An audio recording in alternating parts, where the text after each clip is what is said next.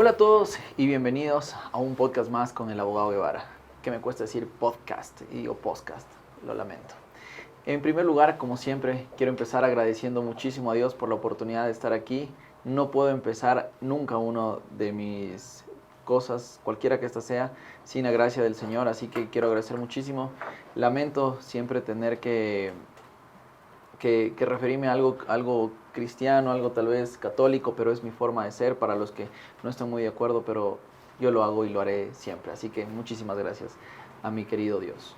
El día de hoy tengo un invitado especial, un hermano. Yo siempre he dicho, tengo un gran amigo, tengo una gran amiga, hoy tengo un hermano. No hay distinción más que los lazos filiales y legales que nos desunen en los apellidos. Pero hoy estoy con una persona más que preparada para conversar de esto. Especialista en derechos humanos, magíster, especialista en derecho constitucional, se está especializando en derecho administrativo. Nunca había visto a alguien que lea tanto como él. Yo pensé que leía hasta que lo conocí. Estoy hablando nada más y nada menos que del doctor Carlos Baca. Ha tenido experiencia en el sector público, llegando a ser, si no estoy mal, viceministro del Trabajo. Ha trabajado mucho tiempo en el sector público y ahora ejerciendo como mi socio en esta firma de Guevara y Baca. Así que doy la bienvenida a mi socio, hermano y un gran profesional, el abogado Carlos Baca. Muchas gracias, Alejito.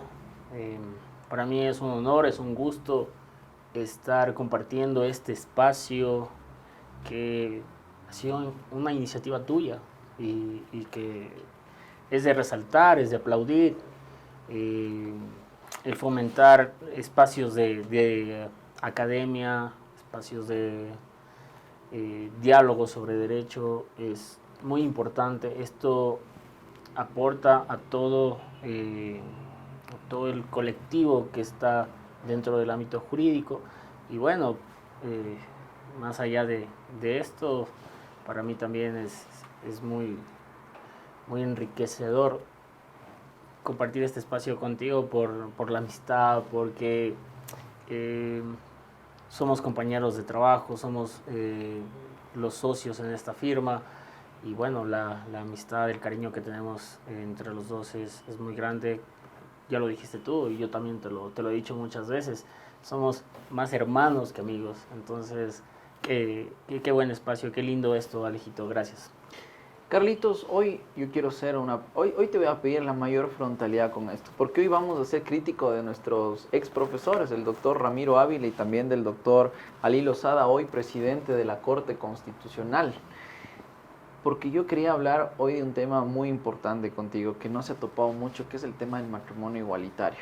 Yo quiero, antes de entrar en tema, decir que yo no tengo ningún problema con ninguna ideología que esté dentro del marco de la legalidad, ¿me entiendes? Yo no sé si mañana de pronto aparezca alguien que quiera, no sé, dice, yo me percibo como, no sé, como una persona pequeña, trátame así. Yo pienso que hay que tener cordura, porque el derecho constitucional ha generado esta desunión de la cordura con el derecho. Así que quiero que se sepa que no es ahí a donde quiero atacar. Quiero atacar a los hechos jurídicos y constitucionales de cómo se abordó al matrimonio igualitario. Recordemos que el matrimonio igualitario se presenta porque una pareja del mismo sexo quería contraer matrimonio. Tanto la Constitución como la ley, el Código Civil y la ley específica del registro civil especificaba que el matrimonio es un contrato solemne que se celebra entre un hombre y una mujer, específicamente entre un hombre y una mujer. Presentan una acción de protección en una primera instancia y dice el primer juez de Ali Lozada, la sentencia 1018-CN y /19. Y dice el juez, voy a consultar la norma, de lo cual a mí me parece bastante sospechoso, porque cuando una norma es tan clara, como el matrimonio es el contrato solemne entre un hombre y una mujer, lo dice el Código Civil en el artículo 81, 82, si no me equivoco, lo decía la Constitución también en el artículo 66, si no estoy mal. 67, y teníamos todos estos aspectos, y los jueces deciden consultar la norma. ¿Por qué se le genera esta consulta a la Corte Constitucional, sabiendo que la Corte Constitucional es el órgano o el máximo intérprete de la Constitución? Por referirme a un tratadista que nos hablaba de la rigidez constitucional, Ricardo Guastini.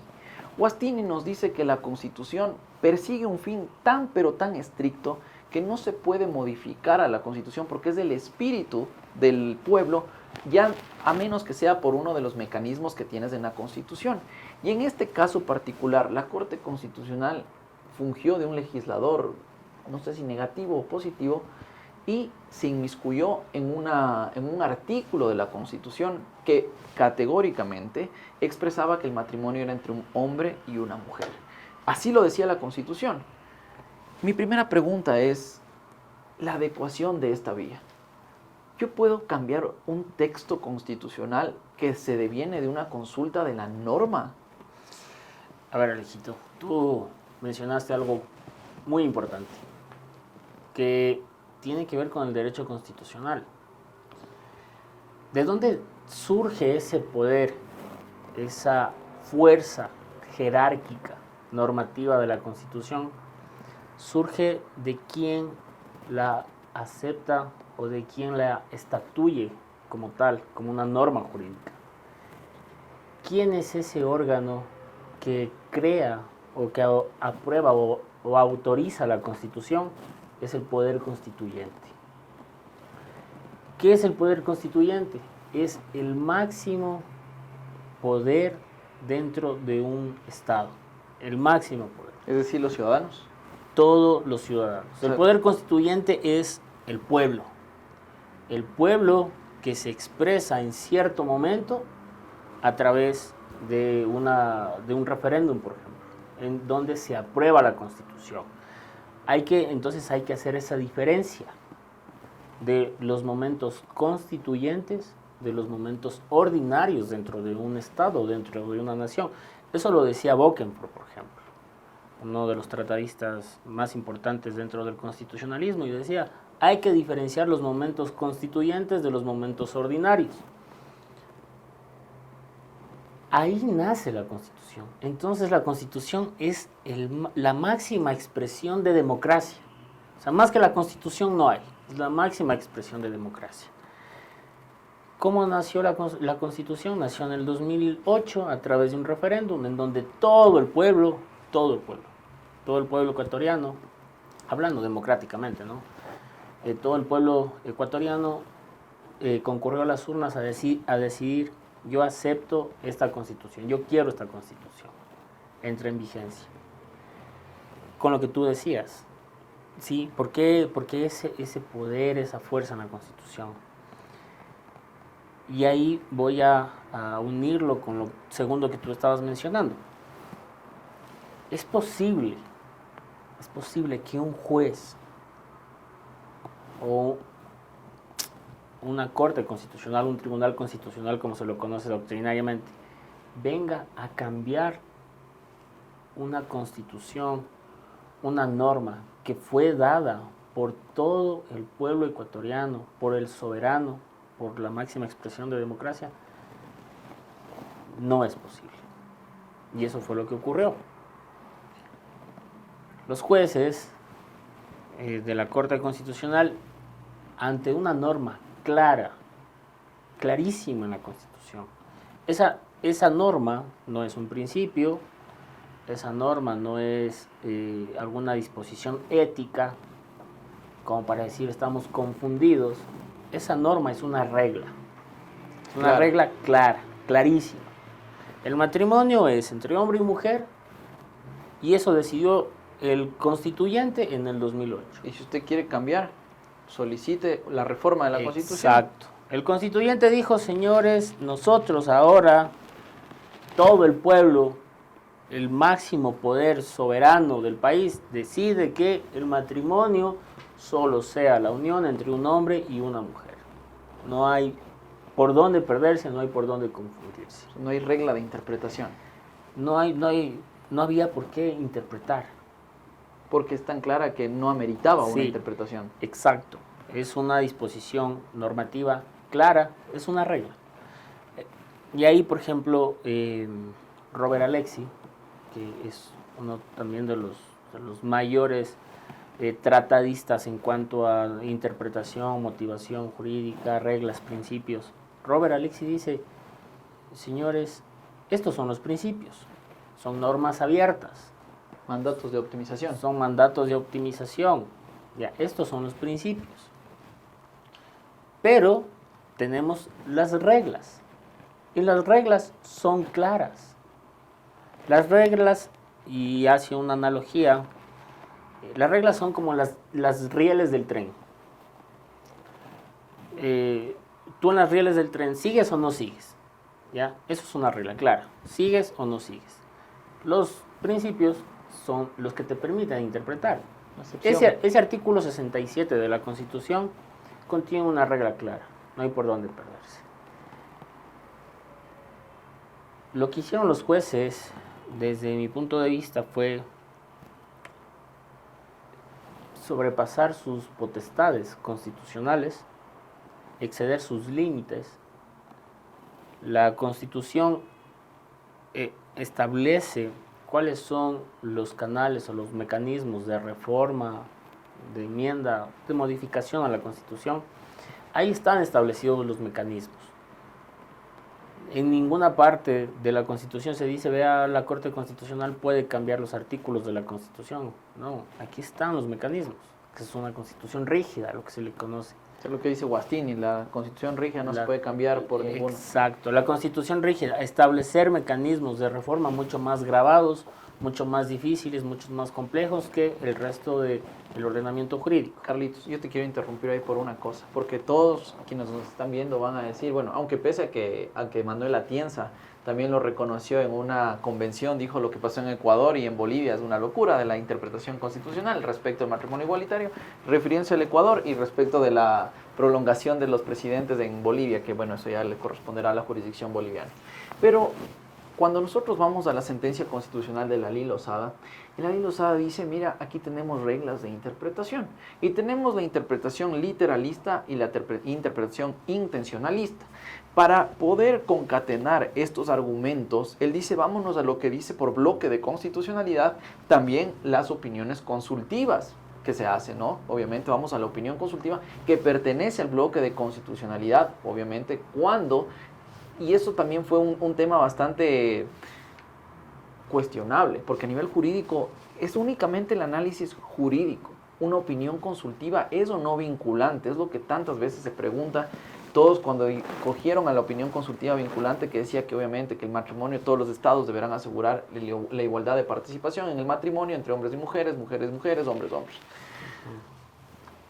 Cuando nosotros vamos a la interpretación intencionalista, Ley Lozada dice en su sentencia, es lo que quiso decir. Y dice, mira que la regla dice el matrimonio es entre un hombre y una mujer, pero nunca excluye ni tampoco dice que no puede ser entre un hombre y una mujer y una mujer. Y él dice, la intención del constituyente fue decir entre un hombre y una mujer, sin embargo, jamás excluyó la posibilidad de que un hombre y un hombre o una mujer y una mujer puedan contraer matrimonio. Y Ley Lozada dice, la interpretación intencionalista también tiene que ser tomada en consideración en esta consulta de norma, pese que como yo estoy muy en contra de que se haya ido por vía de consulta de norma cuando no era el mecanismo adecuado, lo hizo. Mi pregunta es ahí, las reglas de interpretación intencionalista pueden en efecto cuando una norma dice claramente hombre, hombre, pero no excluye. ¿Puedo yo interpretar de esa forma teleológica, si lo quiero decir, porque me voy ya más allá de lo que la norma quiere decir, que también es una forma de interpretación constitucional? ¿Puedo acudir también a las reglas teleológicas o intencionalistas para yo poder ampliar el sentido de la norma? La interpretación intencionalista, tú tienes varias formas o reglas de interpretación. Tienes la intencionalista, tienes la teleológica, tienes la literal, tienes la intencionalista. La interpretación intencionalista trata de extraer de la Constitución cuál fue la intención del constituyente. Esa es la interpretación intencionalista. Lo que intenta es extraer qué fue lo que el constituyente quería normar o establecer. Es una interpretación válida, utilizable, es parte de las reglas de interpretación, pero esa interpretación se utiliza cuando en efecto hay una duda sobre cuál fue la intención del constituyente, qué era lo que el constituyente quería plasmar en la Constitución. Y ahí el doctor Ali Lozada, por eso mi crítica, que dicho sea de paso, el doctor Ali Lozada es una persona a la cual yo admiro muchísimo, fue nuestro docente en la Universidad Andina Simón Bolívar, pero eso no obsta de que hagamos nuestros análisis desde el punto de vista académico. El doctor Ali Lozada forzó demasiado su argumento, su interpretación. Él dice, vamos a utilizar la interpretación intencionalista. Y dice en la sentencia, ¿cómo podemos deducir o cómo podemos determinar cuál fue la interpretación del constituyente? Solo para que te des cuenta de lo forzado de esto. ¿Cómo podemos sacar la intención del constituyente si el constituyente era una pluralidad de personas? Entonces el doctor Ali Lozada dice, no vamos a poder sacar la intención del constituyente porque unos de los legisladores constituyentes, de los asambleístas constituyentes, podían haber tenido una interpretación, otros podían haber tenido otra, entonces no se sabe cuál es la intención del constituyente. Empieza el doctor Ali Lozada en su sentencia, empieza a criticar como la formación o la elaboración de la Constitución. No sé si me entiendes. Correcto. Totalmente. Empieza a criticar y dice, no hay cómo sacar la interpretación intencionalista porque son muchísimas personas, ¿cómo vamos a sacar la intención de ellas? Entonces dice, bueno, toca deducir la intención del texto. Y eso lo hace para decir, la Constitución establece que el derecho a la igualdad y no discriminación, establece los principios de que nadie puede ser discriminado, que la igualdad de derechos, que el principio pro homine, que y ahí es cuando le ata con el bloque de constitucionalidad que tú lo decías. Pero ojo que la Constitución, y es que esto se tiene que entender y es que no cabe lugar a la duda a todos los chicos y chicas del otro lado de las pantallas, estudiantes de derecho constitucional, también en las altas academias, no cabe una interpretación cuando la norma es clara, porque la propia Constitución, me corriges Carlitos si no estoy mal, en el artículo 427 establece la forma de interpretación de la Constitución y dice que la Constitución se interpretará de forma literal y solo cuando existe una duda, y la duda, pero es que esto es lo que no define, porque entonces también puedo hacer una interpretación teleológica o intencionalista de cuándo hay duda entonces. Pero el texto normativo fue tan claro, había una claridad tan evidente, incuestionable, que ir por allá fue forzar el tema. Pero yo te pego una pregunta, ¿y qué pasa con todos los grupos y movimientos que están de acuerdo y que se sienten vulnerados su derecho, por ejemplo, a no poder contraer matrimonio como personas del mismo sexo? ¿Qué entonces debieron hacer? ¿Cuál fue el mecanismo adecuado? Entendiendo que también el doctor Ramiro Ávila, en mi criterio, tuvo que haberse recusado cuando conoció de una causa, porque él también pertenecía o patrocinaba los grupos o los movimientos que tenían como intención también proporcionar a la normativa de un matrimonio entre ambos sexos. ¿Cuál hubiera sido entonces el mecanismo que debían seguir si no era la consulta de norma? Porque creo que estamos de acuerdo en que consulta de norma, por ahí no era la situación. ¿Cuál es entonces el mecanismo que tuvo que haber seguido si es un grupo de minoría? Y a eso es a lo que ellos van. Si son un grupo siempre de minoría, nunca van a poder reformar la Constitución, porque como son grupo de minoría, jamás van a poder llegar al constituyente, es decir, vamos a hacer una consulta popular. ¿Está usted de acuerdo en reformar la Constitución? Y dicen, ya, vamos a suponer que se instala nuevamente la Asamblea Constituyente.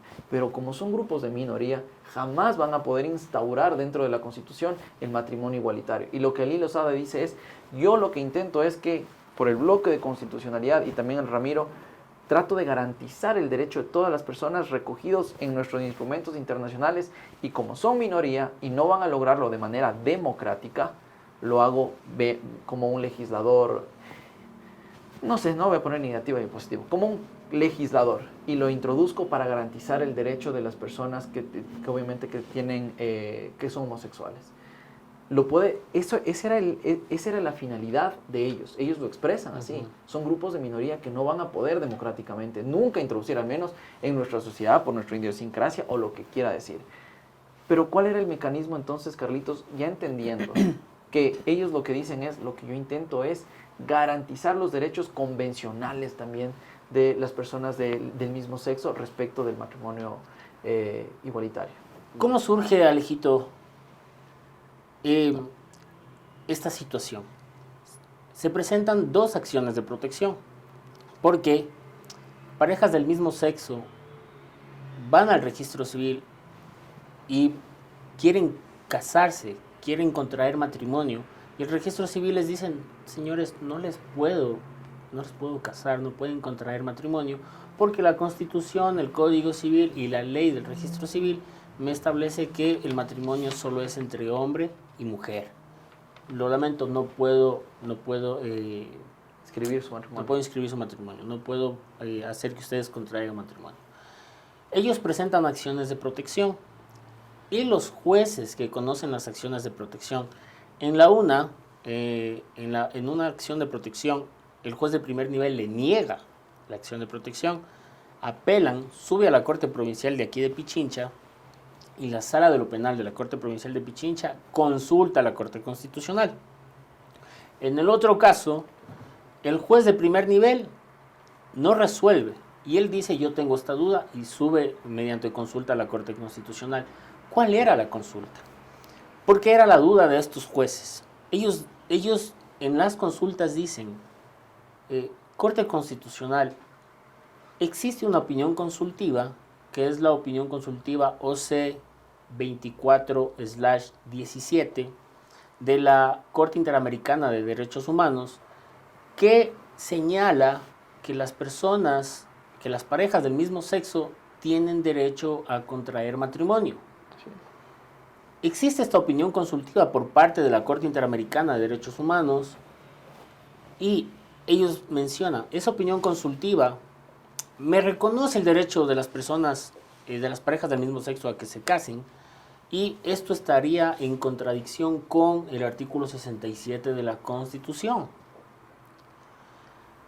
¿Puedo yo, ellos señalan en su consulta, puedo yo como juez constitucional de garantías jurisdiccionales, puedo yo otorgar la acción de protección y permitir que estas personas se casen? Eso es lo que ellos consultan. La duda no les surge por el artículo de la Constitución. Eso hay que quedar claros. Entiendo. La duda les surge por la opinión consultiva. Entonces, ahí es donde surge el meollo del asunto y los jueces de la Corte Constitucional es en base a esto que emiten sus sentencias. La pregunta que tú me hacías, bueno, si las parejas del mismo sexo son minoría y por ser minoría democráticamente jamás van a lograr una reforma constitucional para poder ellos garantizar su derecho al matrimonio, yo te podría decir, desde el ámbito ciudadano, quizás moral, bueno, no estoy en contra del matrimonio igualitario, el matrimonio de las parejas del mismo sexo, no estoy en contra. Pueden casarse, no creo que a las personas que somos heterosexuales nos afecta, ¿no? Está bien, pero desde mi posición jurídica, yo sí puedo decir, eso es totalmente errado y eso es contrario a un Estado de Derecho, hablando de un Estado de Derecho desde el ámbito dogmático, ¿no? Como un Estado que se organiza y se autorregula y se autonorma. ¿Por qué? Porque esto que está ocurriendo o lo que pasó con el matrimonio igualitario tranquilamente puede llevarnos a un desorden jurídico a futuro. Como la adopción igualitaria. Como una adopción igualitaria. Pero tendría que normarse ya. Para la adopción igualmente mi criterio tiene que haber una reforma. Porque la Constitución te dice, solo pueden adoptar parejas de distinto sexo.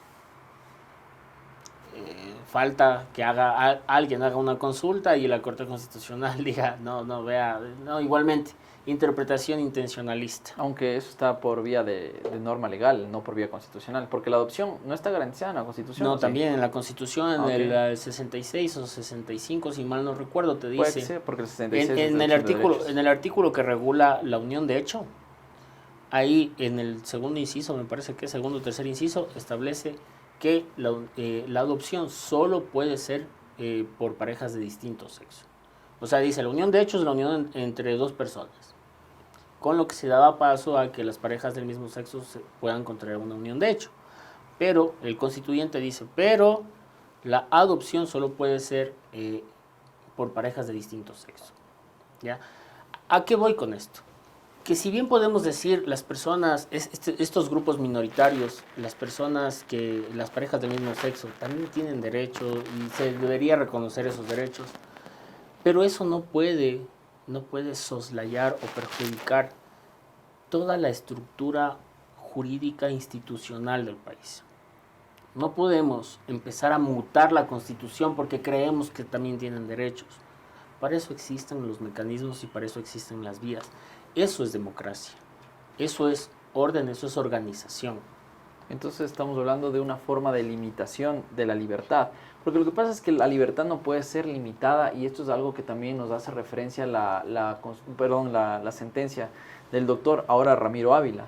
Porque la libertad tiene criterios, la libertad puede ser, en este caso, limitada en ciertos momentos cuando estos generan afectaciones jurídicas al resto de las personas. Pero el doctor Ramiro dice, la libertad de que las personas del mismo sexo contraigan matrimonio, ¿qué otro derecho estarían irrumpiendo en el derecho normativo? Ninguno. Y si no hay ninguna afectación, ¿por qué seguir tantas formalidades para llegar a ese mismo punto cuando podemos saltarnos las formalidades y directamente interponer, en este caso, el matrimonio igualitario dentro de la Constitución?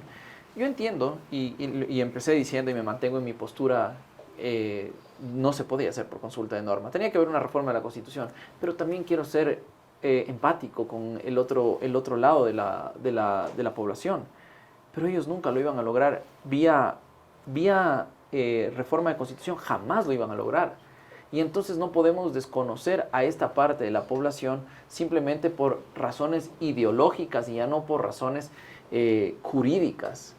Entonces, en un cierto punto, no quiero dejar de decir que estoy en una posición de que no debemos desestructurar el orden y la organización de un Estado. No se puede, no se debe, porque esto nos genera otras flaquezas en otros grandes lugares, porque podemos tomar a esto como un mecanismo ya de arbitrariedad para hacer lo que quiera con la Constitución, y la rigidez constitucional es básicamente eso. Usted no puede cambiar la Constitución a menos que se reúnan estos requisitos, y por eso es tan estricta la Constitución. Sí, a ver, en teoría constitucional, y tú lo sabes, lo conoces muy bien, existe este criterio de que el derecho constitucional conlleva otorgar o hacer que una constitución se caracterice por su rigidez. Esos son los pasos evolutivos en el Estado y en el ordenamiento jurídico. Pasar del Estado legalista al Estado constitucional. Ese paso al Estado constitucional, esos 100 y pico de años que llevó pasar al Estado constitucional del Estado legalista, lo que hizo fue hacer que las constituciones contengan los catálogos de derechos, darles las garantías a los derechos y otorgarles a esas constituciones poder jerárquico, un orden dentro de la estructura del derecho que es la norma madre, y dotarles de esa rigidez. Eso fue lo que se logró con el derecho constitucional, que las constituciones tengan rigidez y que sean consideradas normas jurídicamente aplicables. Si tú empiezas a quitarle esa rigidez, esa característica de rigidez, te estás yendo en contra de lo que tenemos, que es un Estado constitucional. Pero eso sería simplemente un Estado legal y ya no constitucional, porque para eso mismo están las reglas de interpretación constitucional: teleológica, evolutiva, literalista, intencionalista, todas las que te dicen los principios. La consulta de norma tiene como finalidad preguntarle a la Corte Constitucional una norma inferior, Infraconstitucional. una norma infraconstitucional, yo considero que es contraria a la Constitución. Usted absuélvame esta consulta. Eso no es contraria. Es para las normas inferiores. Pero lo que se hizo aquí es, oiga, Corte Constitucional, la Constitución es contraria a la Constitución. Entiendo. ¿Te das cuenta? Ese punto no es Ya. posible. No es posible. Y eso también lo podemos construir desde el esquema de los poderes constituyentes y de los poderes constituidos. Corte Constitucional, ustedes son un poder constituido. Ustedes no son un poder constituyente. Exactamente. Ustedes no me pueden cambiar la Constitución. ¿Cómo se puede cambiar la Constitución? La única forma de cambiarla es a través de un poder constituyente derivado. Referéndum. ¿Cuál es el poder constituyente derivado? Tú tienes poder constituyente originario y tienes poder constituyente derivado. El constituyente originario, bueno, fue todo el pueblo reunido en el referéndum del 2008, donde se dijo, esta es la Constitución, es el poder constituyente Lo que dice originario. Gargarella, el poder originario. El poder constituyente originario. Correcto. El poder constituyente derivado, que es el que puede modificar la Constitución, es el que está establecido a través de los mecanismos de Reforma cambios y o de enmienda. reformas a la Constitución. O sea, por plebiscito puedes ir a la reforma o la enmienda. ¿Cuáles son esos mecanismos? Puede ser enmienda, que lo puede hacer la Asamblea, puede ser la ciudadanía y puede ser también por iniciativa del presidente. O la reforma, que también tiene los tres mecanismos. Puede ser la Asamblea, puede ser la ciudadanía y también puede ser el presidente. Pero la Corte Constitucional no es un poder constituyente derivado. Ellos no pueden modificar la Constitución. Y esto sí es un no pueden, no solo es un no deben. Esto es un no Es un pueden. no pueden. Y esto es lo que hace sensacional a nuestra Corte Constitucional, que ha tenido fallos que van en contra de sus fallos y se alejan de sus propios precedentes una y otra vez. Yo te prometo, tenía una esperanza muy grande en la Corte Constitucional cuando vi los académicos que habían ingresado, pese y cuestionando muchísimo cómo pudieron haber llegado allá, porque yo algo que te iba a topar, Carlitos, que no estaba muy de acuerdo en la forma en que fueron removidos los anteriores jueces de la Corte Constitucional, cómo entraron los nuevos jueces de la Corte Constitucional. Yo solo quiero terminar con una pregunta, ya alejándome de esto porque quiero terminar con esto, necesito preguntarte esta situación. Con esto quiero cerrar. ¿Recuerdas cuando hubo el Consejo de Participación Ciudadana Transitorio, que fue por consulta popular, a ver si están de acuerdo en que se extingan los poderes del Consejo de Participación Ciudadana nuevo y se haga uno transitorio? Yo quiero hacerte solo una pregunta, y esta pregunta es una pregunta directa. Tú puedes, y ojo que tú estés diciendo que la Corte Constitucional no es un poder derivado, no tiene facultades de un poder constituyente derivado. Derivado, exacto. Ellos pueden blindar las decisiones que se toman mediante plebiscito o referéndum, como lo hizo. Es decir, ¿por qué yo no puedo revisar como ente rector lo que hizo mis antecesores? Lo que hizo la Corte Constitucional con la sentencia de la doctora Teresa Núquez, que dijo básicamente las decisiones del Consejo de Participación Ciudadana no son susceptibles de revisión ni de autotutela por sus predecesores. La Corte Constitucional sí tiene esa facultad. A ver, ¿por qué se da eso? Se da porque, y esto también tiene que ver con lo que estábamos hablando hace un minuto. Bokenford dice que esos momentos constituyentes, esos momentos importantes de la sociedad, esos momentos políticos, ¿ya?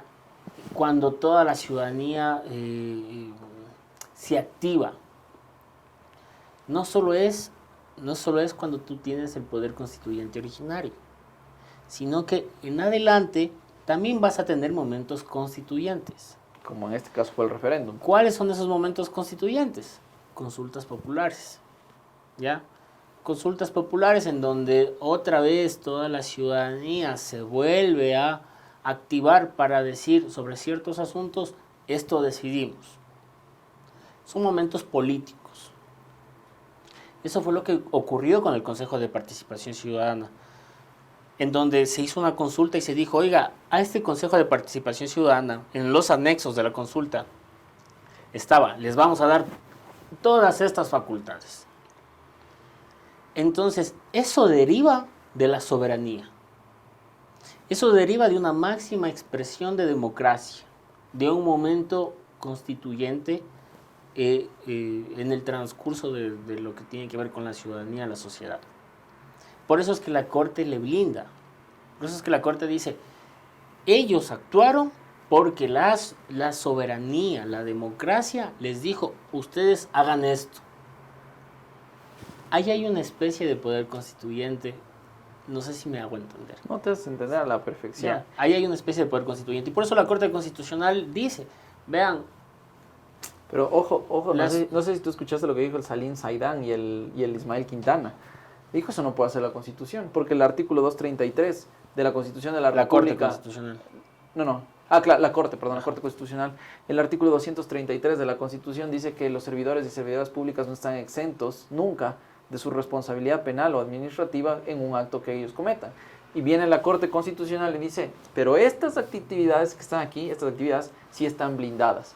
¿Cómo puedes, como Corte Constitucional, desconocer a tu propia Constitución nuevamente? Porque es una disposición que no cabe tampoco duda. Sí, pero ¿por qué? Porque la Corte Constitucional a lo que se refería es a las decisiones que tomaron ellos en base a la consulta. En base a lo que se consultó a la ciudadanía. Nominación de toditos. En base a lo que se consultó a la ciudadanía, en donde se les dijo, vamos a elegir un Consejo de Participación Ciudadana que va a tener todas estas facultades, elegir nuevamente a las autoridades de control, elegir nuevamente, como la soberanía avaló eso, autorizó eso, señores, nadie puede venir a decirle eso estaba mal.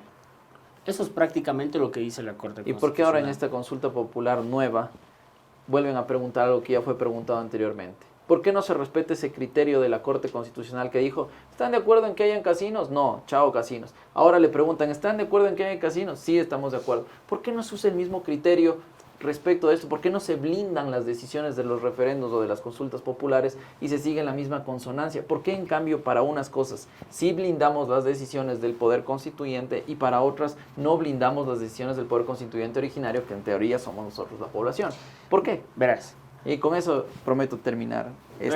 Hay un autor, se me escapa en este momento el nombre, que lo analizábamos justo en la materia de conceptos fundamentales, creo, de derecho constitucional, y él decía, a través de las consultas populares, a través de la consulta a la ciudadanía, se pueden solventar aquellas cosas que constitucional y legalmente no se pueden hacer.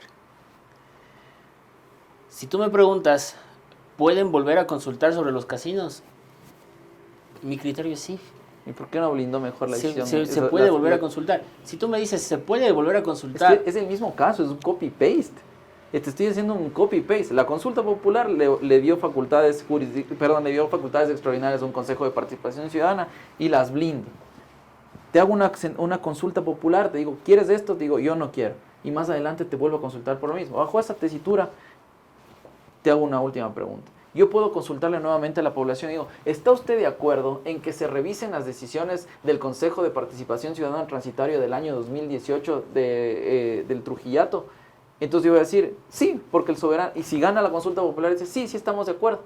Entonces, ¿otra vez puedo volver a revisar esas decisiones? Se podría dar paso. Ya tienen ahí la solución. A través de una consulta popular, sí. Y esto también encaja con otra de las teorías. Tú tienes dentro del tema constitucional, tú tienes la teoría normativa racional, tienes la teoría histórica evolucionista. Entonces, ¿qué es lo que dice la teoría histórica histórica tradicional?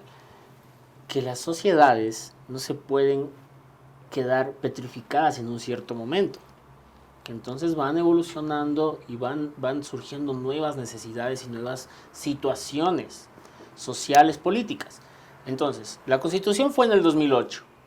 Pero eso no quiere decir que el Ecuador va a vivir con lo que unas personas en el 2008 decidieron establecer, van a vivir 100 años con ese mismo ordenamiento, porque son personas que en 50 años capaz que ya ni vivan. Entonces pueden ir evolucionando y pueden ir surgiendo estos mecanismos de modificación. Es lo mismo con acá y con lo otro. Una consulta popular que se dijo sobre los juegos de azar y los casinos, en cierto momento, el soberano dijo, sí, estamos de acuerdo en que no existe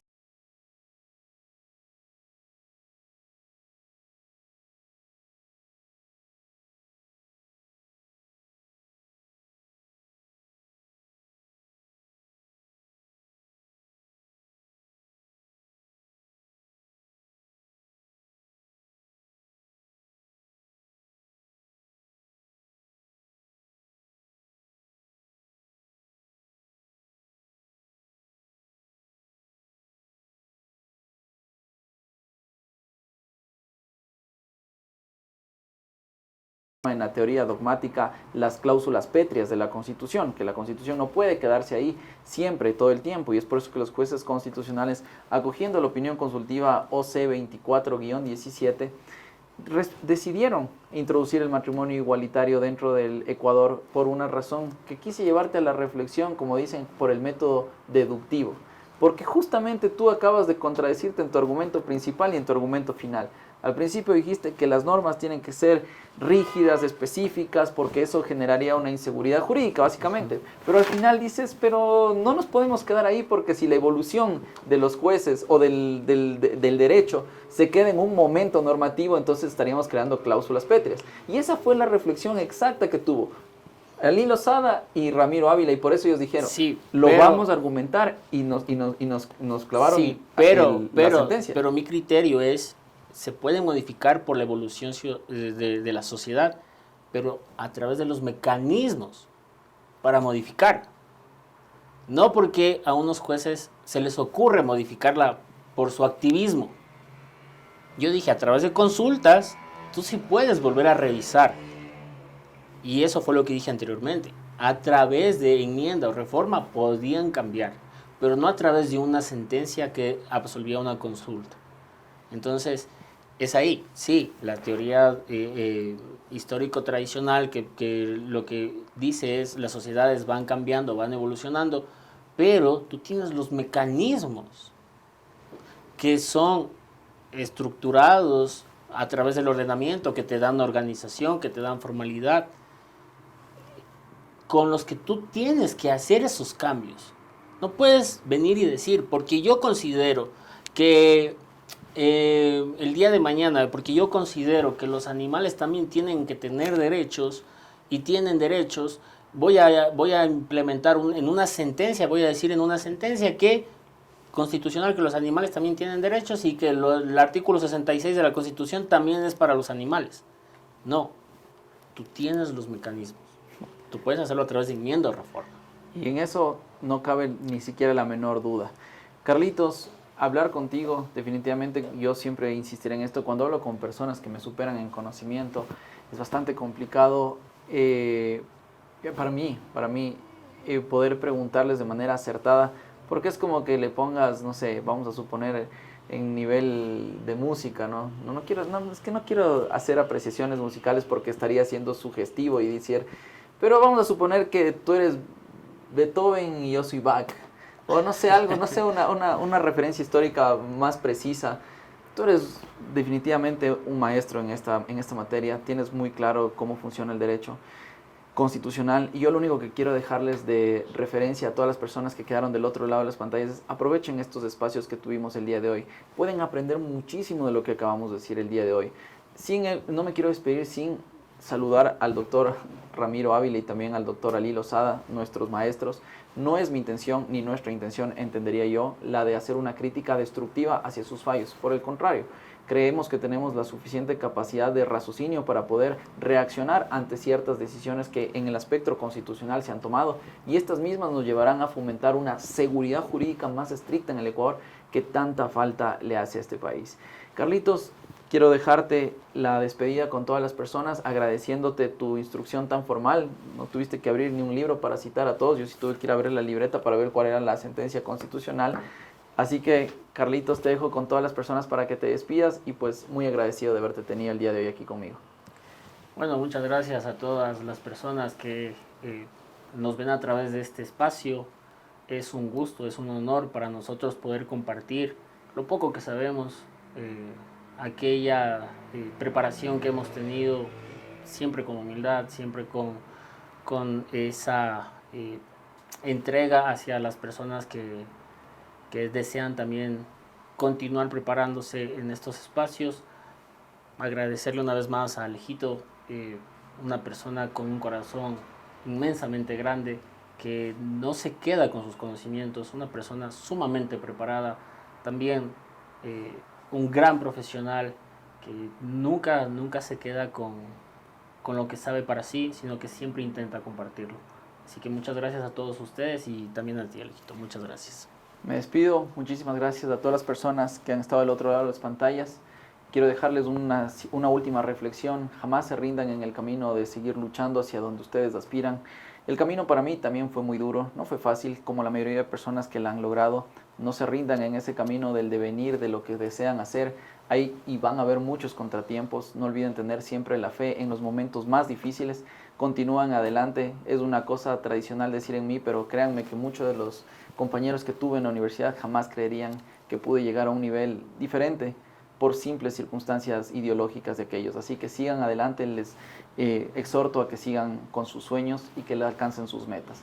Yo soy el abogado Guevara y este fue un podcast más, así que los espero en el siguiente.